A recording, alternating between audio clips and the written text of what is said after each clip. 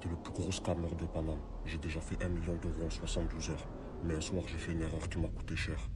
Vous voyez les arnaques au SMS et les faux appels Boursorama? Eh bien, il y a 80% de chances que c'était mon équipe derrière. Je travaillais avec des Russes de Sevran qui s'occupaient des SMS frauduleux. Et j'avais recruté 5 meufs pour passer des faux appels et se faire passer pour des conseillères. Les comptes bancaires des victimes se vidaient et les nôtres se remplissaient. J'avais une villa à Barcelone, une autre à Bali, et une voiture de luxe garée dans chaque ville où je posais le pied. Tout roulait jusqu'à ce fameux soir. On me propose de réaliser une arnaque qui s'appelle l'arnaque au président. En gros, t'appelles une entreprise en te faisant passer pour un PDG pour débloquer des gros virements.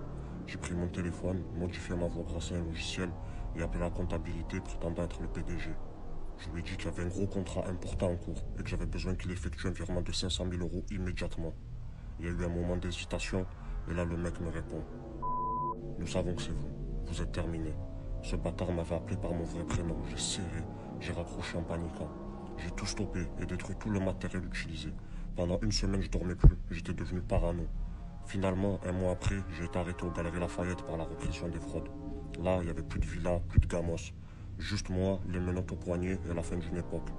Au procès, j'ai appris que le mec qui m'avait donné le plan, c'était un indique. Et qui voulait des preuves irréfutables pour me mettre à la peine max. Les procureurs, ils ont été impitoyables avec moi. Le témoignage de mes complices, les preuves numériques, tout était contre moi. En quelques mois, j'ai tout perdu. Et je regrette ce que j'ai fait. Ne faites jamais comme moi, parce que vous allez le payer très cher. Il n'y a aucun avenir dans l'illégal.